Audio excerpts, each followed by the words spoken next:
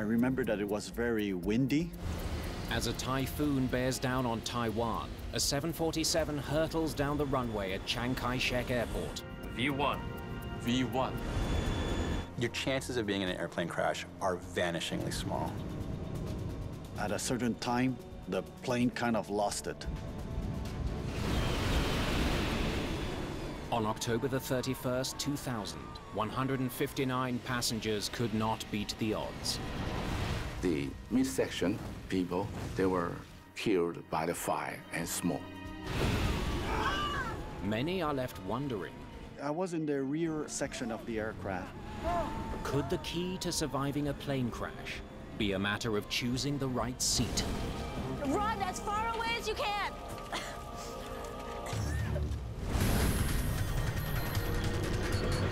Mayday, mayday.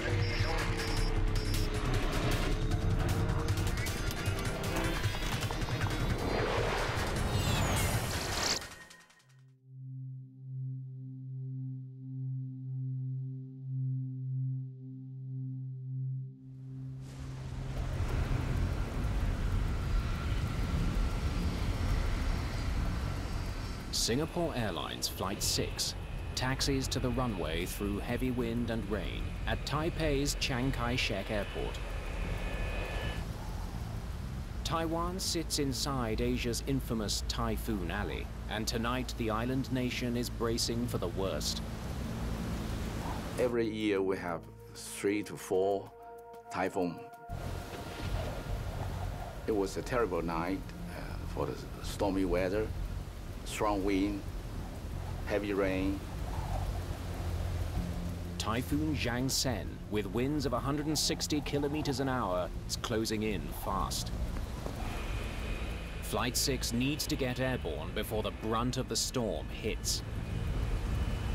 Even a 747 can't take off in an actual typhoon. So the closer the storm gets, the more likely it is that these guys are going to get stuck in Taipei.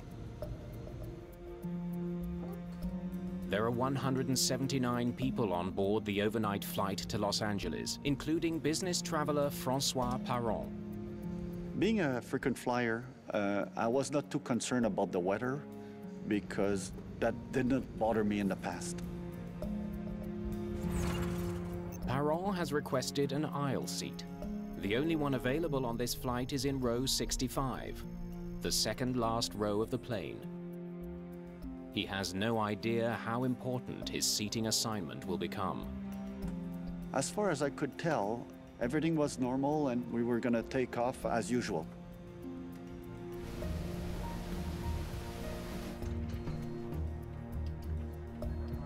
Singapore 6, for your information, surface wind 020 at 24, gust 43. Thank you, sir. Singapore 6. Let me know when it hits 30. If the crosswind hits 30 knots, the crew will have to abandon their takeoff. As we were taxiing down the runway, I remember that it was very windy and that the plane was moving left to right.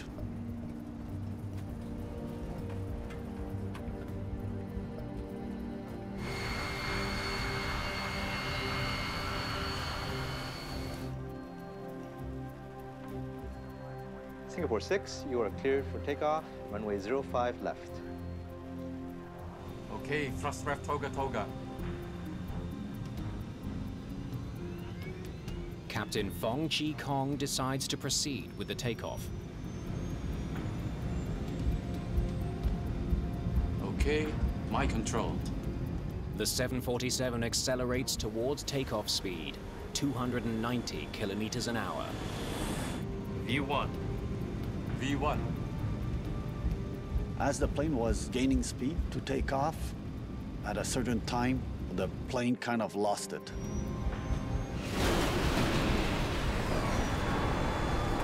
What's happening?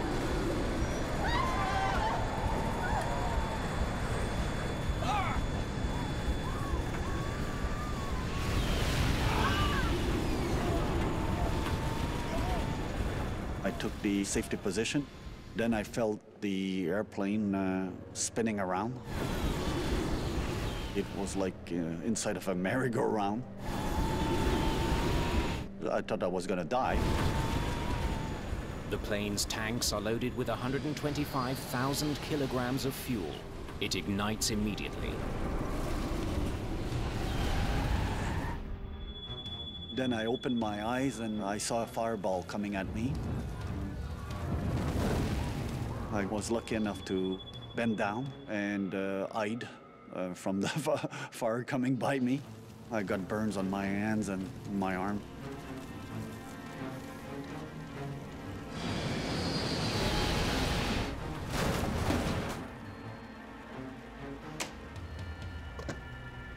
Direct emergency vehicles to runway 05 left.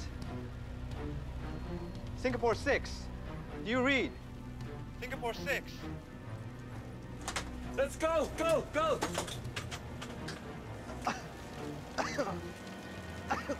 There was smoke in the airplane. We couldn't breathe.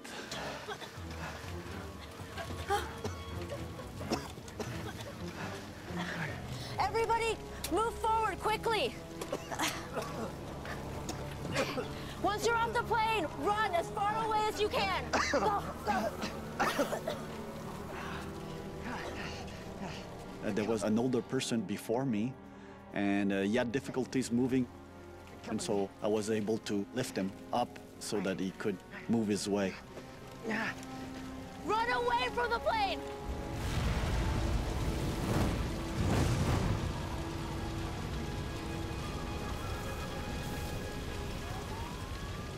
There was a stewardess there.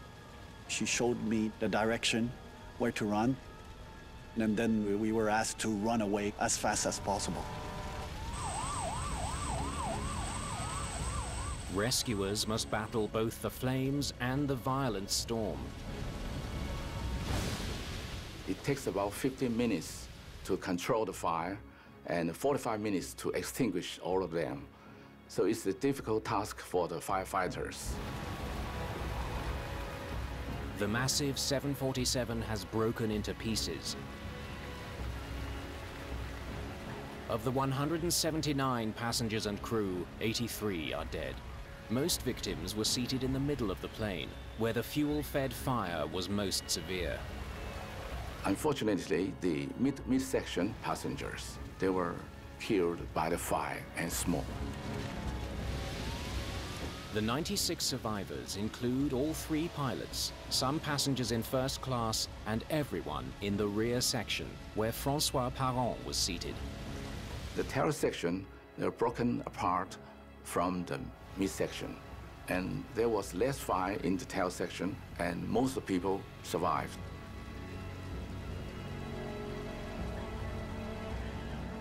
One of Asia's busiest airports is immediately closed. It's now up to the Aviation Safety Council of Taiwan to determine the cause of the disaster. When I went to the crash site, I can see all the wreckage spread on the runway. And most of the wreckage were already burned by the post-impact fire. Jeff Wise is an expert in aviation accidents and their causes. When you're an investigator looking at a crash scene, you have to keep an open mind. You have to assume it could be any conceivable factor, from the machinery to the human factors to the weather to who knows what. Much of the wreckage is on a runway adjacent to 5 left. Investigators' first thought is, did fierce winds blow the plane off course? The weather in Taiwan, the whole Taiwan is very bad. In CKS Airport, the gusts up to 50 to 60 knots. As the typhoon moves in, the winds grow even stronger, making the investigators' work next to impossible. During the stormy weather, it's difficult to do anything outside at the accident site. They can even stand on the runway because the wind is very strong. Let's get inside. This will have to wait. Close examination of the crash site is put off until the storm passes. But investigators want to talk to the flight crew right away. Thomas Wang is the ASC's lead human factors investigator. As investigators, we believe that we should interview pilot or operator as soon as possible because we believe that human memory will fade over time. Just as a machine has certain failure modes, ways in which it will most likely break, a human being has specific ways in which they're more likely to fail psychologically. And this is what a human factors investigator is looking for. Captain Fong Chi Kong is interviewed within hours of the crash. What happened? We collided with something on the runway. V1. Just as we hit V1. There's something there! There was something on that runway. Could you tell what it was? No. We could not see all the way down the runway. What happened after you collided? We tried to pull up, but it was too late. We called for an evacuation, but the intercom was dead. Evacuate! Let's go, go, go, go! We attempted to get everyone out of the plane as quickly as possible, but the fire was so intense. There was something on that runway that should not have been there. The focus of the investigation now shifts from the weather to a potential obstacle on the runway. But the search for answers will have to wait until calmer skies return to Taipei.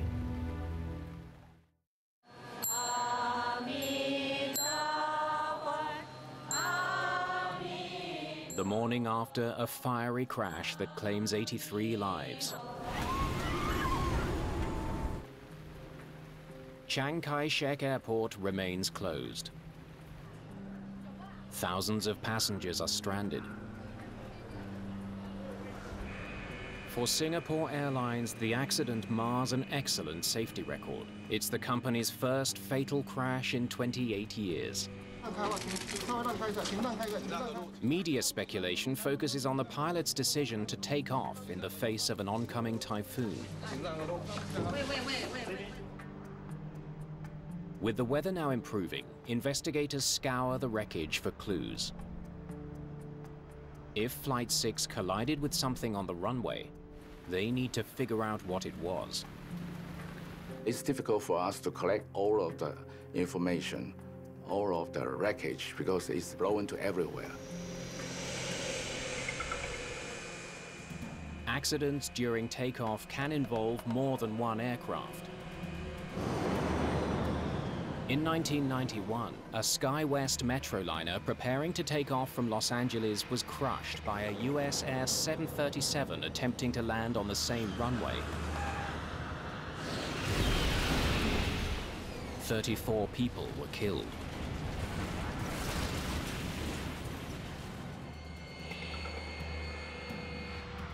Italy's worst air disaster unfolded on a foggy morning in Milan, when an SAS MD-87 collided on takeoff with a Cessna that was crossing the runway. No one on either plane survived the impact.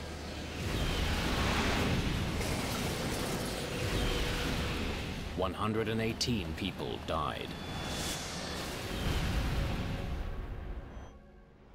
Any signs of another plane? And no other flights unaccounted for. But at Chiang Kai-shek Airport, this is quickly ruled out. All of the debris appears to be from just one plane, Flight 6. He didn't hit a plane. Investigators need to identify the thousands of pieces of mangled wreckage. Part of the flap assembly. Right wing. The precise location of the pieces should tell them how the 747 came apart. On closer inspection, they make an unexpected find. It looks like pieces of construction equipment are mixed in with the aircraft debris strewn across the pavement. It wouldn't be hard to imagine some large object being blown into an engine or knocking out the windshield. There's lots of things that could have happened. Chiang Kai-shek Airport has 3 runways. Runway 6 is at the airport's south end. Runway 5 left is the one Flight 6 was using. Parallel to that is runway 5 right, a runway closed for construction. Investigators consider the possibility that loose material from the construction site could be the culprit. Maybe the heavy, strong wind blow out something and hit the aircraft, and the aircraft then crash just after the takeoff. If construction material was not properly secured, it might have blown onto runway 5 left directly into the plane's path. There's something there. But investigators soon find evidence that tells a different story. Tire tracks on runway 5 right, heading straight towards the construction equipment.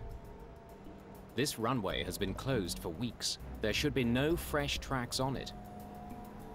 We can actually see the tire mark of this aircraft, starting from the takeoff point all the way to the first impact point. We can still see that gray tire mark on the runway.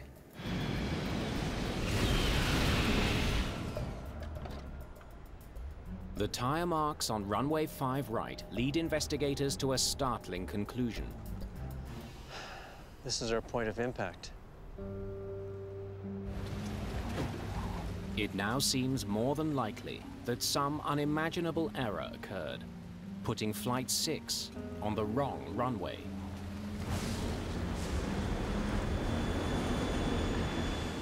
We have to compare the tire mark with the data we collect from the flight data recorder, and we put it together.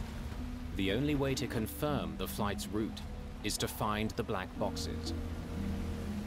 The black box is the flight recorder and the copy voice recorder. If we have them, then we can probably find out what actually happened. Both the flight data recorder and the cockpit voice recorder are stored in the rear of the plane, the least damaged section.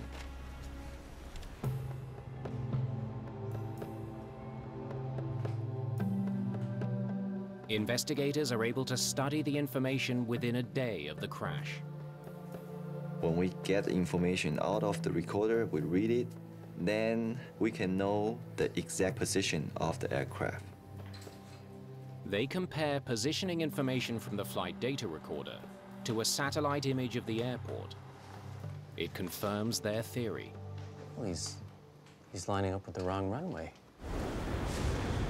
Somehow, the plane ended up on runway 5 right instead of 5 left. 1,243 meters down the runway, he collides with the construction equipment. He was supposed to be here. How did they end up here instead? It doesn't seem like a very obvious mistake to take off on a wrong runway. It seems like the kind of thing that shouldn't happen, ever, under any circumstances. For investigators, it's hard to believe that such a fundamental error occurred. Wang decides to interview Captain Fong again. Usually we'll do an initial interview right after the accident, and then maybe wait for another day or two. Then we will re-interview again. Maybe at that time they can tell us more about what happened. Did you receive this notice?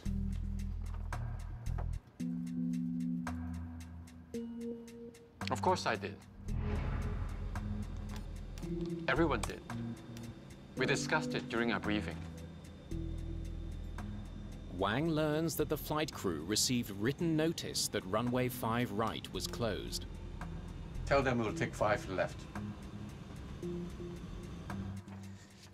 According to the flight data recorder, you are not on 5 left. The accident took place on 5 right. You collided with the construction equipment on 5 right. Here's the point of impact.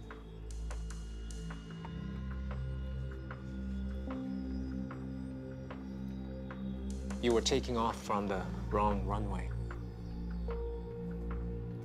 Impossible. We were on 5 left. I'm sure of it. The 3 pilots believe they were on the correct runway, 05 left, even after the accident happened. What makes you so sure you were on 5 left? The controller would have said if we weren't. Singapore 6, runway 05 left. Wind 020 at 28, gust 50. Cleared for takeoff. With no planes ahead of them, the Singapore pilots received advance clearance to take off as soon as they reached the runway. Clear for takeoff, runway 05 left, Singapore 6. What puzzles investigators is why air traffic controllers didn't notice that the 747 had turned onto the wrong runway. I couldn't see them in that weather. When interviewed, the controllers describe how the storm limited visibility that night to about 600 meters. And they confirmed runway 5 left. That's the last I heard from them. 1,600 meters between the runway and the tower. There's no way he saw them. The crew assumed that the tower was monitoring their progress. But the controller had lost sight of the plane. Investigators now try to determine if the pilots themselves were lost in the storm.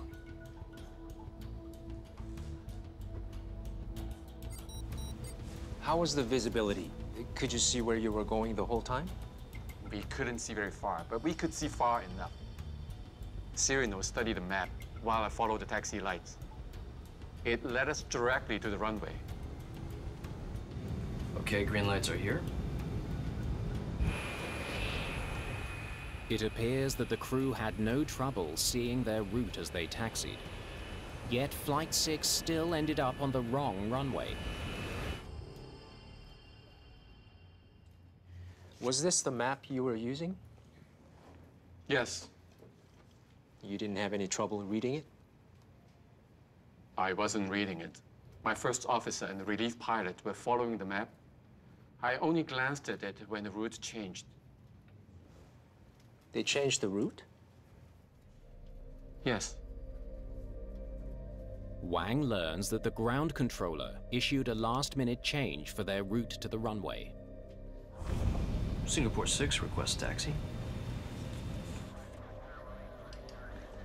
Singapore 6, taxi to runway 06 via taxiway. Correction, runway 05 left via taxiway Sierra Sierra, West Cross, and November Papa. I missed that. What was it? Sierra Sierra, West Cross, and November Papa. Pilots have to deal with last-minute changes all the time. The situation becomes complicated, it becomes hairy. Now you've got a typhoon bearing down on you, you've got time pressure. You're also having to deal with a difficult environment for taxiing. You've got crosswinds, you've got gusts. So you're under pressure.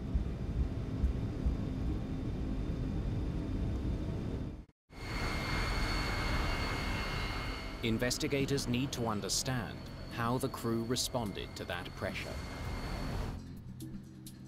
They turn to the cockpit voice recorder. If there was any confusion in the cockpit on the way to the runway, the recording could reveal it. CVR can provide investigators a sense of what the environment that the pilot are actually working in. Tell them to take 5 left. What's the latest weather? This is the latest. 02036, gust 52, still within limits. That's better. More on the headwind side. The crew runs through all the mandatory procedures. Taxiing slowly. Okay, turning left. Skidding right. A lot of rudder work here. Crosswinds. Yeah. They don't seem confused. What they heard was a crew that was calm, that was focused, that was doing what they needed to do. They're doing the procedure, checklist, they check the weather, they discuss the safety issues. So if pilot doing everything they're supposed to do, why didn't the accident happen?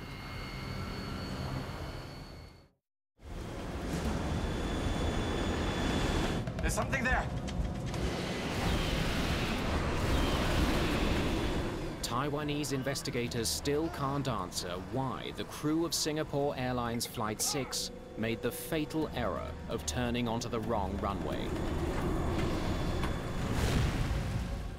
They hope the crew's last moments of conversation can provide a clue. I'm going to go very slow here. Otherwise, we'll skid. Okay, 9 knots. Normally, a 747 taxis about 25 knots. On this night, they were going 9 knots. They were doing exactly what they should have done, taking it nice and slow. When you've got really strongly gusting winds, you want to taxi slowly. You've not only got to deal with the massive surface area of the tail fin behind you, but you've got a very slick, slippery runway. Okay, wind's okay. From our view, the pilot is pretty much follow the procedure and follow what they have to do. Next one. Next one's N1. Okay, second right. Second right, that's right. The plane must now taxi 260 meters further before turning onto runway 5 left. But it doesn't.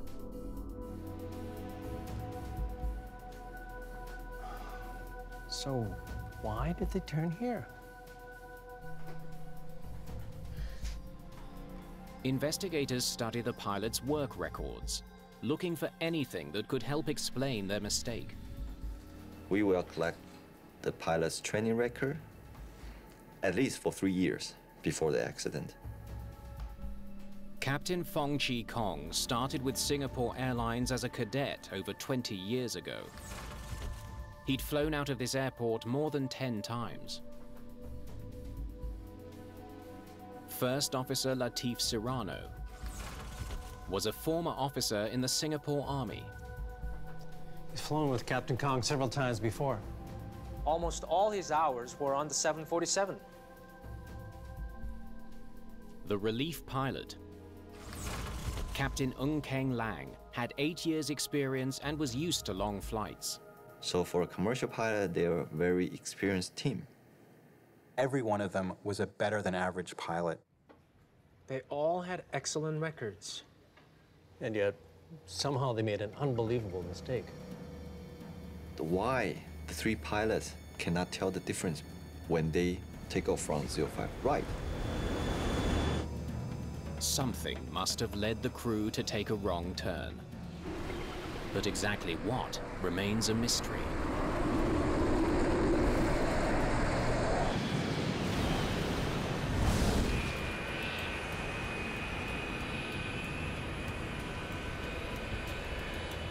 Determined to find out what went wrong on Flight 6, investigators decide to put themselves in the pilot's seat, the cockpit of a 747 at Chiang Kai-shek Airport.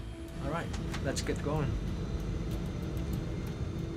In similar weather conditions, they follow the route taken by Flight 6. We want to know what the pilot's working environment and what outside environment may affect their decision, situational awareness or their decision making during that night. They taxi slowly towards runway 5 left, matching Captain Fong's speed. Okay, take the turn on N1, nice and slow.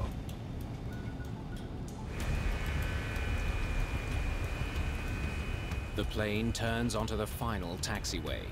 From this point, the Flight 6 crew should have taxied past runway 5 right, towards the turn for runway 5 left.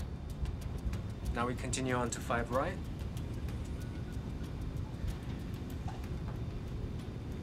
How could they have missed that sign?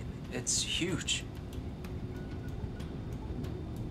Signs marking 5 right are clearly visible from the cockpit. But investigators see nothing that would tell a pilot the runway is out of service. There is no indication that this runway is closed. Green lights as far as I can see. They were seeing ambiguous information. There were some signs that it was a runway. There were some signs it wasn't a runway. But because they were expecting to see a runway, that's what they saw. But inside the cockpit, there is an indication that the plane is on the wrong runway. The instrument landing system isn't locking onto a beacon that should be dead ahead. This should tell you something's not right. If the plane had been on the correct runway, the display would have been centered. Before departing, pilots program the plane's computer to lock onto a beacon at the end of their designated runway. Flight 6's navigation system would have been scanning for that signal just before takeoff. The beacon was clearly off to their left, not ahead of them. Investigators need to know how the pilots could have missed this obvious sign. They once again study the information from the FDR and compare it to the cockpit voice recorder. Okay. It's coming in fast. The longer we delay, the worse it's going to get. Agreed. The voice recording reveals that the crew wanted to get off the ground before conditions got any worse. It's a challenging environment, and the longer they wait, the more challenging it's going to get. Typhoon Jiangsen is bearing down on Taipei, threatening to ground all flights at Chiang Kai-shek Airport. The crew of Flight 6 knows their 14-hour journey to Los Angeles is on the verge of being cancelled. 2-4, gust, 4-3. Relief pilot Ng needs to carefully calculate the crosswinds, checking to see if they've exceeded 30 knots, the point at which they will have to abort the flight. Wind direction during takeoff is critical. Pilots want to fly into a headwind to attain maximum lift. A strong crosswind can literally blow a plane off the runway. Singapore 6, runway 05 left. Wind 020 at 28, gust 50. Cleared for takeoff. Right now, the pilots are passing signs that clearly identify the runways. What happens in the next few seconds is the key to why they missed them. 020 from the left. 020. The winds consume the crew's attention. They were scrupulously looking at the tables to figure out if they had exceeded the crosswind component. They were checking it so meticulously that they weren't paying attention to something else. 28.5. It's getting close to 30, sir. Okay.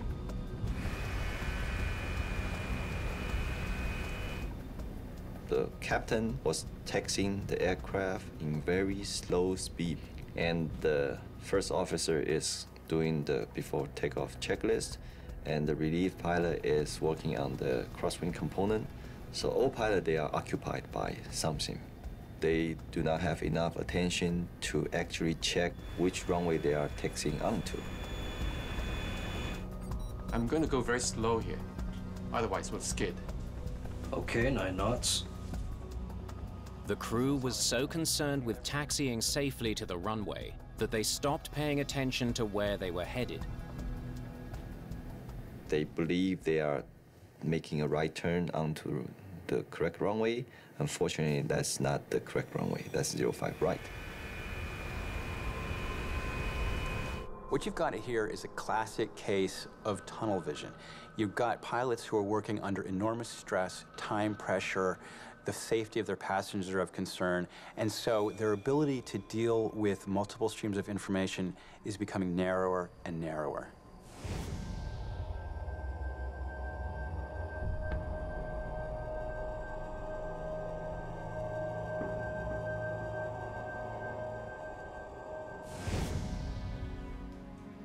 Investigators also consider the possibility that Captain Fong's extreme caution might in fact have worked against him. Okay, 9 knots. The captain intentionally taxis slowly. The captain says to the crew, keep it slow, be careful, let's really focus on what we're doing. And they do, but they focus on the wrong things. Captain Fong was taxiing at a speed of 9 knots, about 16 kilometers an hour. Because the turn took so long, Captain Fong might have thought he'd gone further than he really did. So much time had passed that he may have thought he had already reached runway 5 left. One of the real heartbreaking moments of this tragedy is that instant when they come so close to noticing that something's wrong. Just before takeoff, the crew had one last chance to avoid disaster. The first officer points out they're nowhere near the center line of the runway. Yeah, the PVD hasn't lined up. It should have been a warning to the crew that something was wrong. Never mind. We can see the runway just fine. Captain Fong ignores the warning. The big irony of this crash is that they were taking off in very dangerous circumstances, near the limit of what their plane was capable of handling. But it wasn't the weather that did them in, but rather the pressure of dealing with the storm distracted them from what turned out to be the real question: were they in the right place? Ready, sir. Left aileron into wind. The human brain is always trying to convince itself that it has a complete picture of what's going on.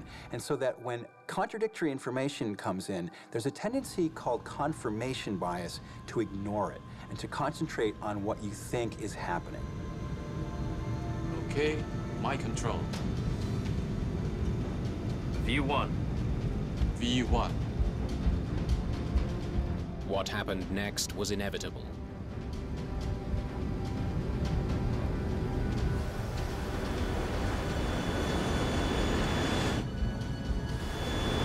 There's something there.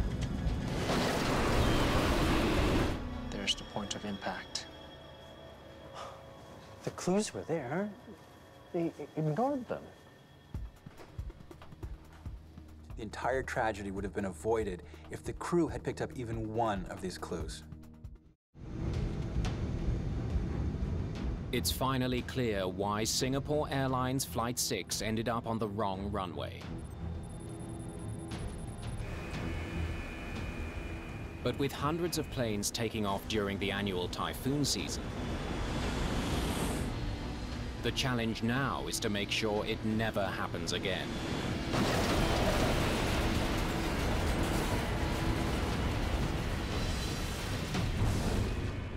Taiwan's Aviation Safety Council recommends swift changes to pilots' procedures and training.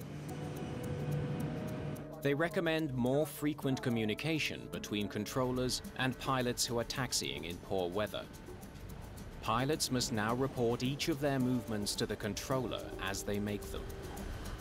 Currently turning left onto taxiway November 1.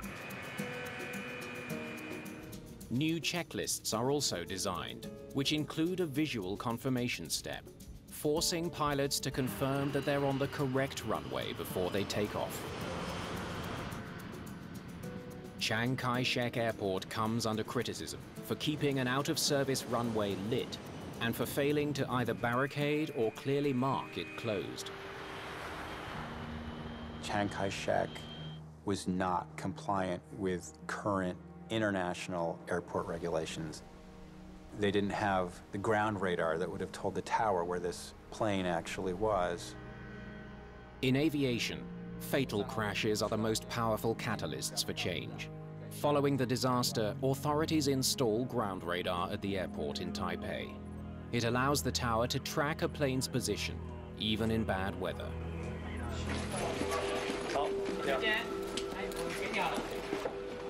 Singapore Airlines comes down hard on the pilots of Flight 6. The captain and first officer both lose their jobs. One of the lessons of this accident is that you can have an exemplary crew performing their duties with utmost care, and they still make a mistake with fatal consequences. The crash of Flight 6 also highlights another lesson. The decisions passengers make before takeoff, including where to sit, can sometimes make the difference between life and death.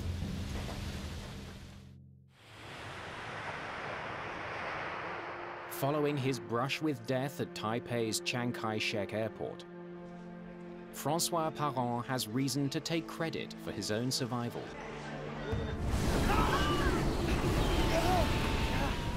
It was just basic survival instinct, and we had no time to think about what's happening. When I realized that my life was at risk, I had a thought for my family, and that gave me the energy to do something to save my life. Run as far away as you can! Go, go! They say that fear is contagious, and that's particularly true in a closed environment where people are fairly densely clustered together. Move forward, quickly! Fear is contagious, but so is courage. Come! Come!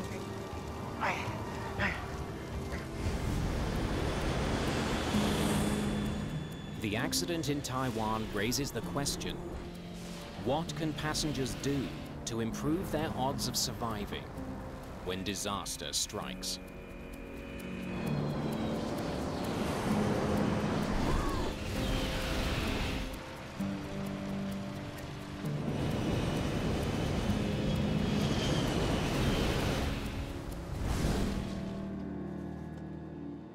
Although experts do not all agree, statistics suggest some seats are safer than others.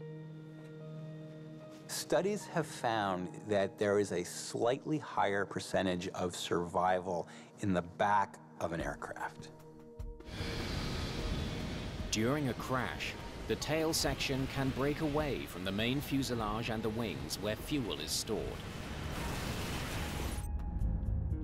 Though opinions vary, some statistics show that passengers seated at the rear of the plane have the highest average survival rate, 69%. In the over-wing section, that number drops to 56%. In the forward section, your odds of surviving a crash are less than even, 49%. Many experts believe that sitting within 5 rows of an exit gives you the best chance of survival. Also, aisle seats are slightly safer than window seats. I was sitting on an aisle seat in the rear of the aircraft. Most accidents take place on takeoff and in landing. So if you're concerned about surviving on an airplane, that's the time to pay attention. This plane is equipped with 10 exits, 4 at the front, 4 at the back, and 1 over each wing. Please make sure if the passengers listen to the safety briefing, they know what they have to do in the first seconds. They know how to get out of the aircraft. In the seat pocket in front of you, there's a safety card. On it, there's a diagram that shows you how to get to the exits. Look at it. Just put in your mind what you have to do to get there. Because when things go crazy in the smoke and the darkness, you won't be able to figure it out. But one statistic stands out above all others. Your chances of being in an airplane crash are vanishingly small. They say it's probably true that you're more likely to get into an accident driving to the airport than you are in the airplane. I think there are better things to worry about than where you're sitting when your airplane crashes.